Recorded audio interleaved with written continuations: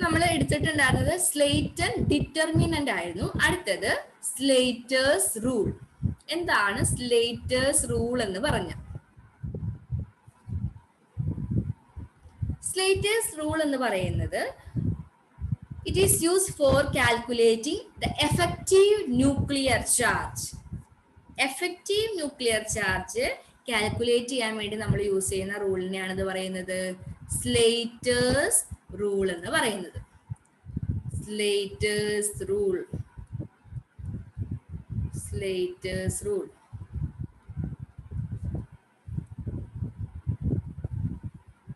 അപ്പൊ എങ്ങനെ effective nuclear charge calculate ചെയ്യുക? എഫക്റ്റീവ് ന്യൂക്ലിയർ ചാർജിനെ നമ്മൾ ഡിനോട്ട് ചെയ്യുന്നത് സെഡ് സ്റ്റാർ എന്നാണ്. Z star. Z star which is equal to Z minus sigma. Z minus sigma. Z എന്ന് പറയുന്നത് നമുക്കറിയാം Z is the actual atomic number.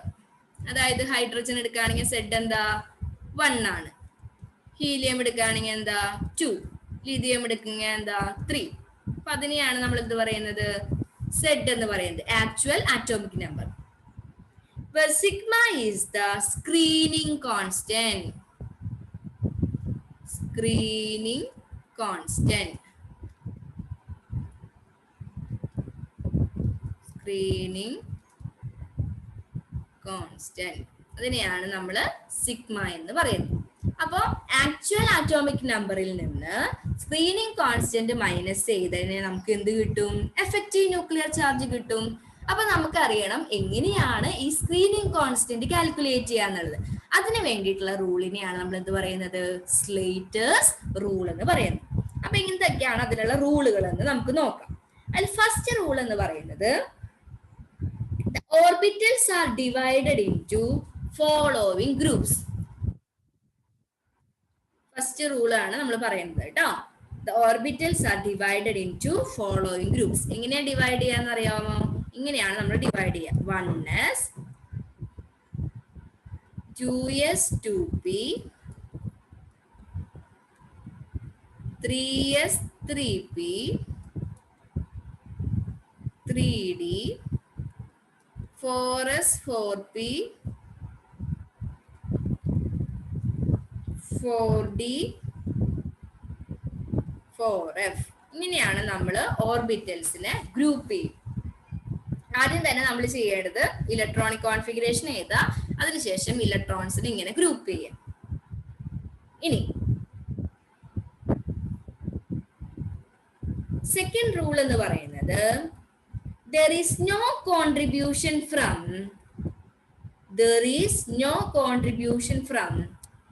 electrons in groups higher than the group under consideration. Higher than the group under consideration. No contribution from higher group. അതാണ് നമ്മളിവിടെ പറയുന്നത്. അതായത് ഇവിടെ നോക്കാം, നമുക്ക് കാൽക്കുലേറ്റ് ചെയ്യേണ്ടത് ഈ 2p ഇലക്ട്രോണിന്റെ സ്ക്രീനിങ് കോൺസ്റ്റന്റ് ആണെന്ന് വിചാരിക്കുക. അങ്ങനെയാണെങ്കിൽ അതിന് ഹയർ ആയിട്ടുള്ള ഇതൊന്നും തന്നെ നമ്മൾ എന്ത് ചെയ്യേണ്ട കൺസിഡർ ചെയ്യേണ്ട. ആകെ കൂടി ഈ 2p വരെയുള്ളത് മാത്രമേ നമ്മൾ എന്ത് ചെയ്യേണ്ട ആവശ്യമുള്ളൂ, കൺസിഡർ ചെയ്യേണ്ട ആവശ്യമുള്ളൂ. അതാണ് സെക്കൻഡ് റൂൾ പറയുന്നത്. ഇനി തേർഡ് റൂൾ എന്ന് പറയുന്നത് each electron in the same group contribute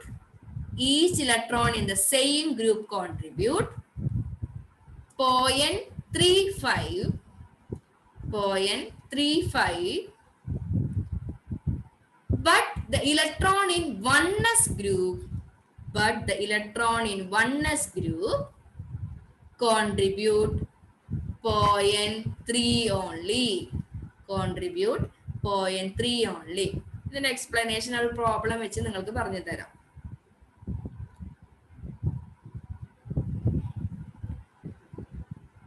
In the case of S or P group,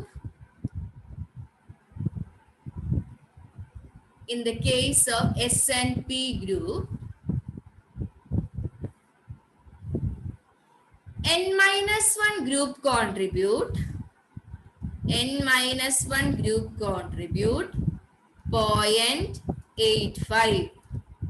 0.85.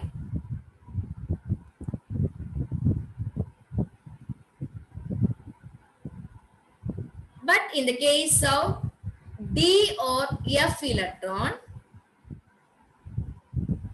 but in the case of D or F electrons, the lower groups contribute only 1. The lower group contribute only 1. അതായത് ഇപ്പൊ നമ്മൾ 3D electron ആണ് consider ചെയ്യണമെന്ന് വിചാരിക്കേ. അതൊഴികെ അതായത് 3Dയുടെ താഴെ കിടക്കുന്ന ഈ എല്ലാ ഓർബിറ്റലുകളും കോൺട്രിബ്യൂട്ട് ചെയ്യുന്നത് എത്രയായിരിക്കും? 1 ആയിരിക്കും. 3D ഇലക്ട്രോണിന്റെ ആണ് കാൽക്കുലേറ്റ് ചെയ്യേണ്ടെങ്കിൽ 3D ഇതൊഴികെ ബാക്കി എല്ലാം കോൺട്രിബ്യൂട്ട് ചെയ്യുന്നത് 1 ആയിരിക്കും. അതേസമയം എസും പി ഇലക്ട്രോൺസ് എടുക്കുകയാണെങ്കിൽ ഈ n-1 ഗ്രൂപ്പ് കോൺട്രിബ്യൂട്ട് ചെയ്യുന്നത് എത്രയാണ്? 0.85 ആണ്. ഇനി അടുത്ത rule, in case of S and P electron, in case of S and P electrons, 2 or more number from the group under consideration, 2 or more number from the group under consideration contribute 1. Contribute 1. നമുക്കൊരു 2 problem ചെയ്യാം. അപ്പൊ നിങ്ങൾക്ക് അത് നന്നായിട്ട് മനസ്സിലാവും. Question എഴുതിക്കോളൂ. Calculate the effective nuclear charge for the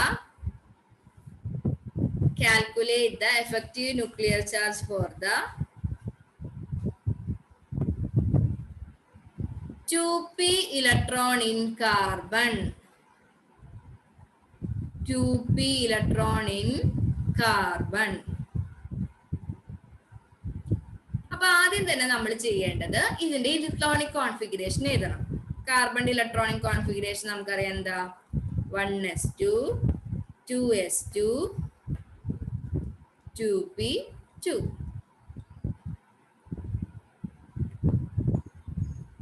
ഇനി first rule പറയുന്നത് എന്താ? നമ്മൾ അതിനെ ഗ്രൂപ്പ് ചെയ്യണം. ഗ്രൂപ്പ് ചെയ്യുമ്പോൾ എങ്ങനെ ഇരിക്കുന്നത്? 1s 2s 2p അങ്ങനെയാണ് നമ്മുടെ ഗ്രൂപ്പിംഗ് വരുന്നത്. അത്രേ വരെ വേണ്ടു, ബാക്കിയുള്ള ഹയർ ഒന്നും നമുക്കില്ല. 1s 2 എണ്ണം, 2s 2p മൊത്തം കൂട്ടുമ്പോൾ 4 ഇലക്ട്രോൺസ് ആണ് ഉള്ളത് അല്ലേ? ഈ 4 ഇലക്ട്രോൺസിലെ അതിൽ ഒരു ഇലക്ട്രോണിന്റെ ആണ് എഫക്റ്റീവ് ന്യൂക്ലിയർ ചാർജ് നമുക്ക് കാണേണ്ടത്. അപ്പൊ നമ്മൾ എന്ത് ചെയ്യണം? ആ ഒരു ഇലക്ട്രോൺ നമ്മൾ എന്ത് ചെയ്യണം? അതിൽ നിന്ന് മൈനസ് ചെയ്യണം. അപ്പൊ അങ്ങനെ മൈനസ് ചെയ്യുമ്പോൾ ബാക്കി എത്ര ഇലക്ട്രോൺസ് ഉള്ളത്? 3 ഇലക്ട്രോൺ. ഒരു ഇലക്ട്രോണിന്റെ ആണ് ഇഫക്റ്റീവ് ന്യൂക്ലിയർ ചാർജ് നമ്മൾ കാണാൻ പോകുന്നത്. 2p ഇലക്ട്രോണിലെ ഒരെണ്ണം. അപ്പൊ അത് നമ്മൾ മൈനസ് ചെയ്ത് ബാക്കി 4 ൽ നിന്ന് 1 മൈനസ് ചെയ്ത 3. 2s 2p 3. ഇനി അടുത്ത റൂള് പറയുന്നത് എന്താ? നമ്മൾ കൺസിഡർ ചെയ്യുന്നതിൽ നിന്ന് ഹയർ ആയിട്ടുള്ള ഒന്നും തന്നെ എന്ത് ചെയ്യില്ല? കോൺട്രിബ്യൂട്ട് ചെയ്യില്ല. ഇവിടെ നമ്മൾ നോക്കുമ്പോൾ ഹയർ ആയിട്ട് ഒന്നും വന്നിട്ടില്ല. അപ്പൊ നമുക്ക് അത് നോക്കേണ്ട ആവശ്യമില്ല. അത്രയും നമ്മുടെ കഴിഞ്ഞു. ഇനി നമുക്ക് അടുത്ത റൂളിലോട്ട് പോകാം. അടുത്ത റൂള് പറയുന്നത് എന്താ? നമ്മൾ കൺസിഡർ ചെയ്യുന്ന ആ ഗ്രൂപ്പ് കോൺട്രിബ്യൂട്ട് ചെയ്യുന്നത് എത്രയാണെന്നാ പറഞ്ഞത്? 0.35 ആണ് കോൺട്രിബ്യൂട്ട് ചെയ്യുക. അത് 1sന്റെ കേസാണെങ്കിൽ 0.30 ആണ്. ഇപ്പൊ നമ്മൾ കൺസിഡർ ചെയ്യുന്നത് ഏതാ? 2p ഇലക്ട്രോൺ അല്ലേ? അപ്പൊ 2p ഇലക്ട്രോൺ കൺസിഡർ ചെയ്യുന്നത് കൊണ്ട് നമുക്ക് 0.35 ആണ് സെയിം ഗ്രൂപ്പ് കോൺട്രിബ്യൂട്ട് ചെയ്യാം. അപ്പൊ സെയിം ഗ്രൂപ്പ് നോക്കുമ്പോൾ അതിൽ 3 ഇലക്ട്രോൺസ് ആണ് ഉള്ളത്. അപ്പൊ 3 × 0.35 3 × 0.35 പ്ലസ്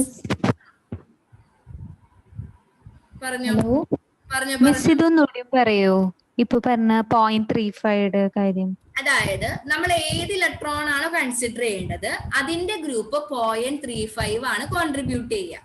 അപ്പൊ നമുക്ക് 2p ഇലക്ട്രോൺ ആണ് കൺസിഡർ ചെയ്യേണ്ടത്. അപ്പൊ അതിൽ 3 ഇലക്ട്രോൺസ് ആണ് ഉള്ളത്. നമ്മൾ പറഞ്ഞു s and p orbitals consider ചെയ്യുമ്പോൾ സെയിം ഗ്രൂപ്പ് കോൺട്രിബ്യൂട്ട് ചെയ്യുന്നത് എത്രയാ? 0.35 ആണ്. അപ്പൊ ഇവിടെ അത്ര അങ്ങനെയുള്ള 3 ഇലക്ട്രോൺസ് ഉണ്ട്. അപ്പൊ 3 × 0.35. 1s ഞാൻ അടുത്തൊരു എക്സാമ്പിൾ നിങ്ങൾക്ക് പറഞ്ഞുതരാം. 3 × 0.35. ഇനി അതിൽ തന്നെ അടുത്ത റൂള് പറയുന്നത് എന്താണ്? എസിന്റെയും പിയുടെയും കേസില് n-1 ഓർബിറ്റല്, അതായത് n-1 ഓർബിറ്റൽ എന്ന് പറഞ്ഞു കഴിഞ്ഞാൽ 1s. ഈ n-1 ഓർബിറ്റൽ കോൺട്രിബ്യൂട്ട് ചെയ്യുന്നത് എത്രയാണ്? 0.85 ആണ്. അപ്പൊ ഇവിടെ 2 ഇലക്ട്രോൺസ് ഉണ്ട്. അപ്പൊ എത്രയാ വരാ?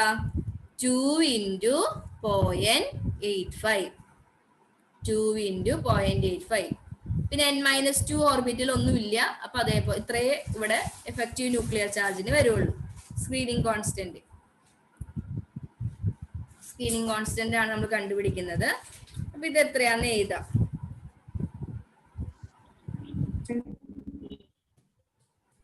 എത്ര വരാ നമുക്ക്?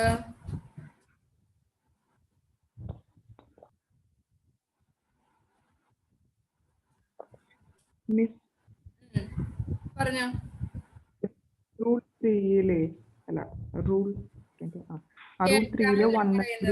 0.3 കോൺട്രിബ്യൂട്ട് ചെയ്യുള്ളൂ എന്നല്ലേ പറഞ്ഞേക്കണേ? കേൾക്കാൻ കുറച്ചും കൂടെ ഒച്ചത്തിൽ പറയാമോ? Rule 3 1s group contribute 0.3 only എന്ന് കൊടുത്തു. അതെങ്ങനെയാ? നമ്മൾ കൺസിഡർ ചെയ്യുന്ന ഇലക്ട്രോൺ 1s ആണെങ്കിൽ 0.30 ആണ് കോൺട്രിബ്യൂട്ട് ചെയ്യാൻ. അതായത് ഇപ്പൊ നമ്മൾ ഹീലിയത്തിന്റെ കേസ് എടുക്കാൻ നോക്കിയാൽ ഹീലിയം കോൺഫിഗറേഷൻ എന്താ? 1s2 അല്ലേ? അപ്പൊ നമ്മളോട് കാൽക്കുലേറ്റ് ചെയ്യാൻ പറയാണ് 1s ഇലക്ട്രോണിന്റെ ഇഫക്റ്റീവ് ന്യൂക്ലിയർ ചാർജ് കാൽക്കുലേറ്റ് ചെയ്യാൻ പറഞ്ഞു. അപ്പൊ 1s നമ്മൾ മാറ്റുന്ന ഇലക്ട്രോണെ മാറ്റി നമുക്ക് ബാക്കി എന്താ? 1s1 ആണ് ഉള്ളത്.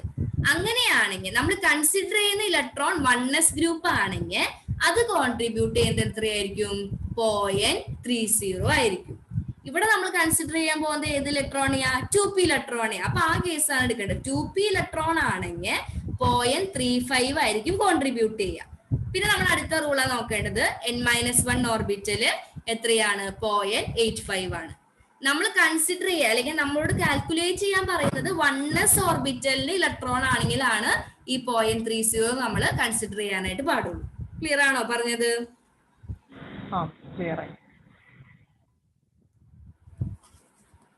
പിന്നെ എത്ര കിട്ടിയേ? 0.3 വരുമ്പോ എത്രയാ? 1.05 പ്ലസ് 2 × 0.85 എന്ന് വരുമ്പോ എത്ര വരും? 1.7 അല്ലെ? അപ്പൊ 1.7 പ്ലസ് 1.05 = 2.75. അപ്പൊ നമുക്ക് സ്ക്രീനിങ് കോൺസ്റ്റന്റ് കിട്ടി 2.75 എന്നാണെന്ന്. ഇനി നമുക്ക് Z star effective nuclear charge കിട്ടണമെങ്കിൽ എന്ത് ചെയ്യണം? സെഡിൽ നിന്ന് സിഗ്മ മൈനസ് ചെയ്യണം. സെഡ് നമുക്കറിയാം ഇവിടെ സെഡ് എന്ന് പറയുന്നത് എത്രയാ വരാ? 2 + 2 4 4 + 2 6 ആണ് ആറ്റോമിക് നമ്പർ കാർബണിന്റെ മൈനസ് 2.75. അത് ചെയ്ത് കഴിഞ്ഞാൽ അതിന്റെ എഫക്റ്റീവ് ന്യൂക്ലിയർ ചാർജ് കിട്ടും. 6 - 2.75 3.25 ആയിരിക്കും നമുക്ക് കിട്ടുന്ന ആൻസർ. ഇനി ഹീലിയത്തിൻ്റെത് ഞാൻ പറയണോ?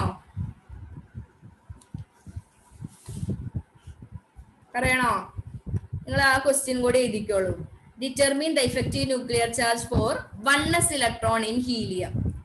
Determine the effective nuclear charge for 1s electron in the helium.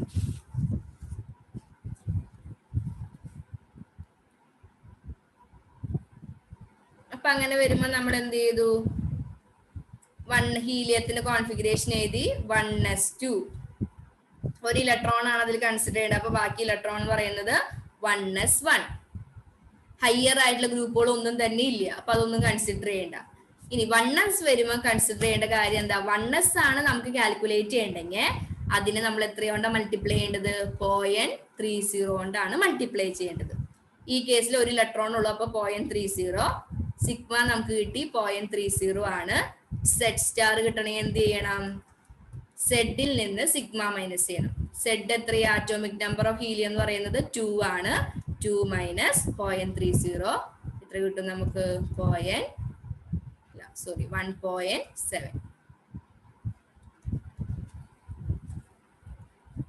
മനസ്സിലായില്ലേ?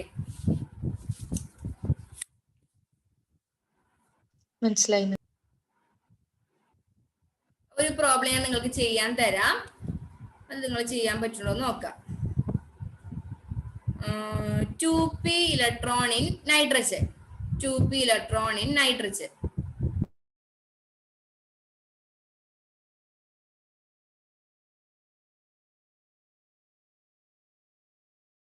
മിസ് പറഞ്ഞോളൂ. ഹലോ. ആ അതെ, 4th റൂൾ ഒന്ന് പറഞ്ഞു തരുമോ?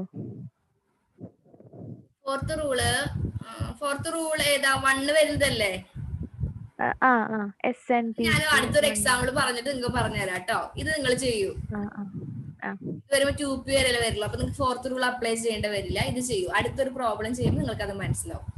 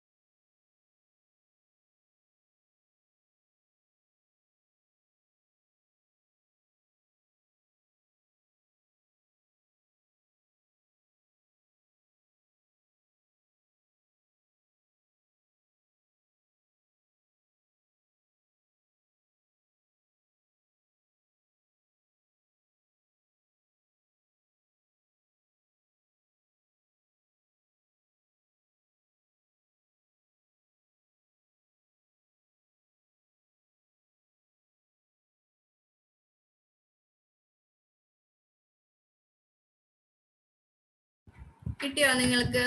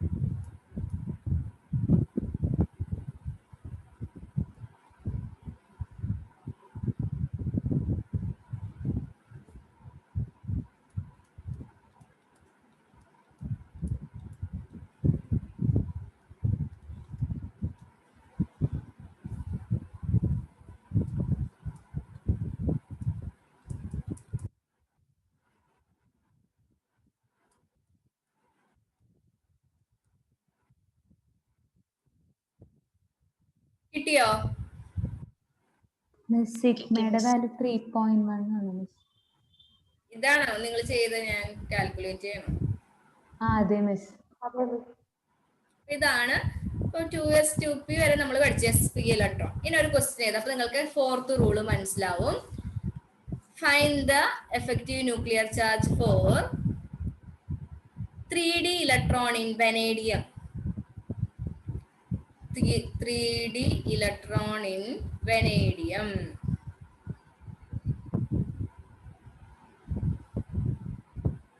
അപ്പൊ അതിന് തന്നെ വെനേഡിയത്തിന്റെ കോൺഫിഗറേഷൻ അറിയണം. അപ്പൊ നമ്മൾ എന്ത് ചെയ്യണം? ഡി ബ്ലോക്ക് എലമെന്റ്സ് ഒക്കെ പഠിച്ചു വെക്കണം കേട്ടോ. Scandium, yttrium, lanthanum, titanium, zirconium, hafnium, vanadium, niobium, tantalum. അങ്ങനെയാണ് വെനേഡിയം വരിക. അതായത് D1S2, D2S2, D3S2.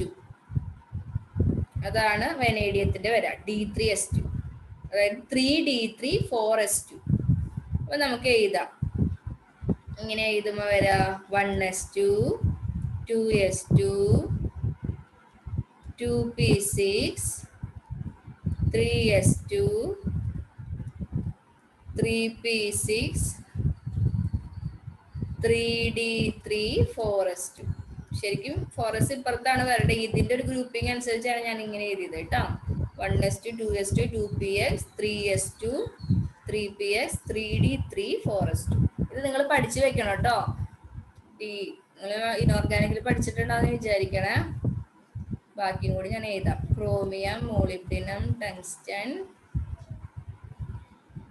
മാഗ്നീസ്, technetium, rhenium, iron, ruthenium, osmium, cobalt, rhodium, iridium, nickel, palladium, platinum, copper, silver, gold, zinc, cadmium, mercury. ഇതെങ്ങനെയാ പോവാ? D1s2 D2s2 D3s2 D4s2 D5s2 D6s2 D7s2 D8s2 D9s2 D10s2. നമുക്ക് ഇനി group ചെയ്യാം. Group ചെയ്യുമ്പോൾ നമുക്ക് 3D ആണ് കണ്ടുപിടിക്കേണ്ടത്. 1s2 അടുത്ത് വരുമ്പോ 2s 2p മൊത്തം എത്ര ഇലക്ട്രോൺ ഉണ്ട്? 8 ഇലക്ട്രോൺ.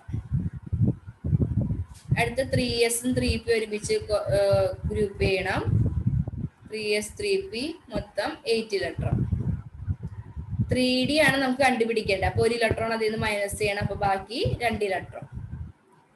അടുത്തത് 4s ഇലക്ട്രോൺ. ഇനി ഫസ്റ്റ് റൂള് പറയുന്നത് എന്താണ്? There is no contribution from electrons in a group higher than the group under consideration. നമുക്ക് 3D ആണ് കൺസിഡർ ചെയ്യേണ്ടത്. അപ്പൊ അതിനേക്കാളും ഹയർ ഗ്രൂപ്പ് ആണ് ഏത്? 4s ഗ്രൂപ്പ് കിടക്കുന്നത്. അപ്പൊ അതിൽ നിന്ന് ഒറ്റ കോൺട്രിബ്യൂഷൻസും നമുക്ക് എടുക്കേണ്ട ആവശ്യമില്ല. ഇനി അടുത്തത് എന്താണ് നമ്മൾ പറഞ്ഞത്? സെയിം ഗ്രൂപ്പ് എത്ര കോൺട്രിബ്യൂട്ട് ചെയ്യണമെന്നാണ് നമുക്ക് അറിയേണ്ടത്. സെയിം ഗ്രൂപ്പിന്റെ നമ്മൾ നോക്കുമ്പോൾ എത്ര കോൺട്രിബ്യൂട്ട് ചെയ്യുക? 0.35 ആണ്. 1s ആണെങ്കിൽ മാത്രം 0.3 ആയിരിക്കും. ബാക്കി എല്ലാ ഗ്രൂപ്പും electron under consideration group contribute ചെയ്യുക 0.35 ആണ്. ഈ കേസിൽ 2 ഇലക്ട്രോൺസ് ആണ് ഉള്ളത്. അപ്പൊ 2 × 0.35 പ്ലസ് 2 × 0.35.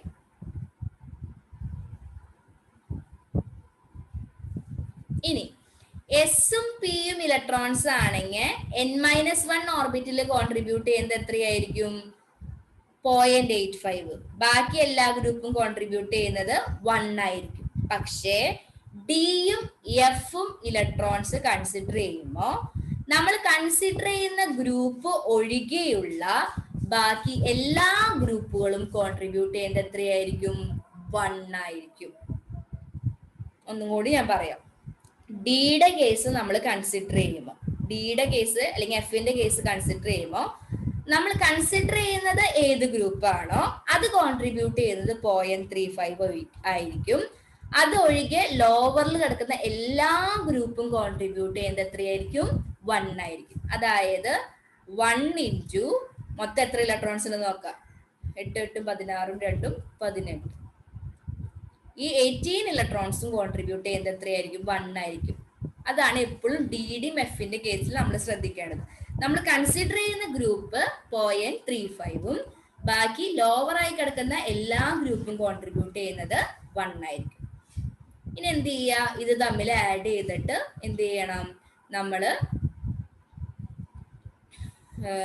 ഇതിൽ ഈ എല്ലാ ഇലക്ട്രോണും നോക്കി കഴിഞ്ഞാൽ വെനേഡിയത്തിന്റെ ആറ്റോമിക് നമ്പർ കിട്ടും. ഇതെല്ലാം കൂടി സം ചെയ്ത് കഴിഞ്ഞാൽ അതിൽ നിന്ന് ഈ ഇഫക്റ്റീവ് ന്യൂക്ലിയർ ചാർജ് മൈനസ് ചെയ്ത് കഴിഞ്ഞാൽ നമുക്ക് എന്ത് കിട്ടും? സെറ്റ് സ്റ്റാർ കാൽക്കുലേറ്റ് ചെയ്യാനായിട്ട് പറ്റും. അത് നിങ്ങൾ കാൽക്കുലേറ്റ് ചെയ്ത് നോക്കിയാൽ മതി കേട്ടോ. ഇനി ഇതിൽ തന്നെ വേറൊരെണ്ണം കൂടി നമുക്ക് ചെയ്യാം. Calculate the effective nuclear charge of 3p electron in vanadium. Calculate the effective nuclear charge of 3p electron in vanadium. അപ്പൊ നിങ്ങൾക്ക് ഫോർത്ത് റൂൾ ഇതിൽ നിന്ന് മനസ്സിലാവും. നമുക്കിവിടെ 3p ഇലക്ട്രോൺ ആണ് കൺസിഡർ ചെയ്യേണ്ടത്. അപ്പൊ നമുക്ക് ആദ്യം തന്നെ ഗ്രൂപ്പ് ചെയ്യാം. 1s2 2s2p മൊത്തം 8 ഇലക്ട്രോൺസ് തന്നെയാണ്. നമുക്ക് 3p ഇലക്ട്രോൺ ആണ് കാൽക്കുലേറ്റ് ചെയ്യേണ്ടത്. അപ്പൊ മൊത്തം 3s 3p ഉള്ളത് 8 ഇലക്ട്രോൺ ആണ്. അപ്പൊ അതിൽ നിന്ന് 1 ഇലക്ട്രോൺ മാറ്റുമ്പോ 7, ബാക്കി 3d 3 4s2. ഇനി നമുക്ക് കൺസിഡർ ചെയ്യേണ്ടത് 3p ഇലക്ട്രോൺ ആണ്. അപ്പൊ അതിൽ നിന്ന് ഹയർ ആയിട്ട് കിടക്കുന്ന ഗ്രൂപ്പുകൾ, അതായത് 3ഡിയും 4s എന്ത് ചെയ്യില്ല, കോൺട്രിബ്യൂട്ട് ചെയ്യില്ല. ഇനി സിഗ്മ നോക്കാം. സിഗ്മ നോക്കുമ്പോൾ എപ്പോഴും ശ്രദ്ധിക്കേണ്ട കാര്യം എന്താ, നമ്മൾ കൺസിഡർ ചെയ്യുന്ന ഗ്രൂപ്പ് കോൺട്രിബ്യൂട്ട് ചെയ്യുക എത്രയായിരിക്കും, 0.35 ആയിരിക്കും. അത് 1s ആണെങ്കിൽ മാത്രമേ വ്യത്യാസമുള്ളൂ. ബാക്കി ഏത് എസും പിയും ഡിയും എഫും വന്നാലും നമ്മൾ കൺസിഡർ ചെയ്യുന്ന ഗ്രൂപ്പ് കോൺട്രിബ്യൂട്ട് ചെയ്യുന്നത് എത്രയായിരിക്കും, 0.35 ആയിരിക്കും. അതിനെന്ത് ചെയ്യുക, ഇലക്ട്രോൺ കൊണ്ട് മൾട്ടിപ്ലൈ ചെയ്യുക. ഇവിടെ 7 ഇലക്ട്രോൺ ആണ്, അപ്പൊ അതുകൊണ്ട് മൾട്ടിപ്ലൈ ചെയ്യും. അതിൽ ആകെ കൂടി ഡിഫറൻറ്റ് ഉള്ളത് ഏതിലാണ്, 1sന്റെ കേസിലാണ്. 1sന്റെ കേസിലാണെങ്കിൽ 1s ഇലക്ട്രോണിന്റെ ആണ് നമുക്ക് എഫക്റ്റീവ് ന്യൂക്ലിയർ ചാർജ് കാൽക്കുലേറ്റ് ചെയ്യണമെങ്കിൽ അത് കോൺട്രിബ്യൂട്ട് ചെയ്തപ്പോൾ എത്രയായിരിക്കും, 0.30 ആയിരിക്കും. ഇനി എസിന്റെയും പിയുടെയും കേസ് എടുക്കുമ്പോൾ n-1 ഓർബിറ്റൽ, അതായത് ഇവിടെ n എത്രയാ, 3 ആണ്. n-1 എന്ന് പറഞ്ഞാൽ എന്തായിരിക്കും, 2. അതായത് n-1 ഓർബിറ്റൽ എന്ന് പറയുന്നത് ഇതാണ് n-1 ഓർബിറ്റൽ. ഈ n-1 ഓർബിറ്റൽ കോൺട്രിബ്യൂട്ട് ചെയ്യുന്നത് എത്രയാണെന്ന് നമ്മൾ പഠിച്ചത്, 0.85. എസിന്റെയും പിയുടെയും കേസില് n-1 ഓർബിറ്റൽ കോൺട്രിബ്യൂട്ട് ചെയ്യുന്നത് എത്രയാണ്, 0.85. ഇവിടെ n എന്ന് പറയുന്നത് 3 ആണ്. 3 - 1 എത്രയാ, 2. അതായത് 2sഉം 2pയും കോൺട്രിബ്യൂട്ട് ചെയ്യുക എത്രയാണ്, 0.85. അങ്ങനെ എത്ര ഇലക്ട്രോൺ ഉണ്ട്, 8 ഇലക്ട്രോൺ. അപ്പൊ 0.85 × 8 പ്ലസ്. ഇനിയാണ് ഫോർത്ത് റൂള് പറയുന്നത്. ഫോർത്ത് റൂള് പറയുന്നത് എസിന്റെയും പിയുടെയും കേസില് n-1 ഓർബിറ്റൽ ഒഴികെയുള്ള ബാക്കി എല്ലാ ലോവർ ഗ്രൂപ്പും കോൺട്രിബ്യൂട്ട് ചെയ്യുക എത്രയാണ്, 1 ആണ്. n-1 കോൺട്രിബ്യൂട്ട് ചെയ്യുക 0.85 ആണ്. n-1 ഒഴികെയുള്ള താഴോട്ടുള്ള എല്ലാ ലോവർ ഗ്രൂപ്പും, അതായത് ഇവിടെ ആകെ കൂടി ഏതാ ഉള്ളത്, 1s ആണ് ഈ കേസിലുള്ളത്, അത് കോൺട്രിബ്യൂട്ട് ചെയ്യുക എത്രയായിരിക്കും, 1 ആയിരിക്കും. അതായത് 1 × ഇവിടെ എത്ര ഇലക്ട്രോൺസ് ഉണ്ട്, 2. അതാണ് ഫോർത്ത് റൂള് പറയുന്നത്. ഡിയും എഫ് ആവുമ്പോൾ ശ്രദ്ധിക്കണം, ഡിയും എഫ് ആവുമ്പോൾ കൺസിഡർ ചെയ്യുന്ന ഗ്രൂപ്പ് 0.35 ആണ്, ബാക്കി എല്ലാ ലോവർ ഗ്രൂപ്പും 1 ആണ്. എസിന്റെയും പിയുടെയും കേസിൽ കൺസിഡർ ചെയ്യുന്ന ഗ്രൂപ്പ് 1s ഒഴികെ ബാക്കി എല്ലാം എസും പിയും കൺസിഡർ ചെയ്യുമ്പോൾ 0.35 ആണ്. n-1 0.85 ആണ്. n-1 ഓർബിറ്റലിന് താഴെയുള്ള എല്ലാ ഗ്രൂപ്പും കോൺട്രിബ്യൂട്ട് ചെയ്യുന്നത് എത്രയായിരിക്കും, 1 ആയിരിക്കും. ഇതെല്ലാം കൂടി ആഡ് ചെയ്ത് എന്ത് ചെയ്യുക, ആറ്റോമിക് നമ്പറിൽ നിന്ന് മൈനസ് ചെയ്ത് കഴിഞ്ഞാൽ നമുക്ക് എഫക്റ്റീവ് ന്യൂക്ലിയർ ചാർജ് കിട്ടും. ക്ലിയർ ആയോ പറഞ്ഞത്, ഫോർത്ത് റൂള്? ക്ലിയർ ആയി മിസ്.